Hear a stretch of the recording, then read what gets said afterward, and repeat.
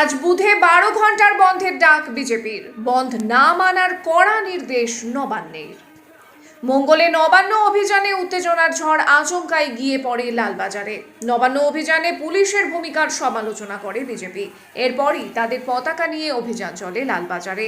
বিক্ষোভ সামাল দিতে হিমশিম খেয়ে যায় অপর্যাপ্ত পুলিশ বাহিনী। শেষ পর্যন্ত কাঁদানে গ্যাসের শেল ছুড়ে পরিস্থিতির মোকাবিলা করতে হয় পুলিশকে। বিজেপির রাজ্য সভাপতি সুকান্ত মজুমদার জানান, আজ বুধবার সকাল 6টা থেকে সন্ধে 6টা পর্যন্ত চলবে সাধারণ ধর্মঘট। অন্যদিকে রাজ্যবাসীকে বন্ধ না মানার নির্দেশ নবান্নের। সমস্ত দোকানপাট খোলা রাখার নির্দেশ দিয়েছে নবান্ন। বেসরকারি পরিবহন সংগঠনগুলিকে যান চলাচল স্বাভাবিক রাখতে বলা হয়েছে। রাজ্য জানিয়েছে, এর জন্য কোনো রকম ক্ষতি যদি হয় তবে সেই ক্ষতিপূরণের দায়িত্ব নেবে সরকার।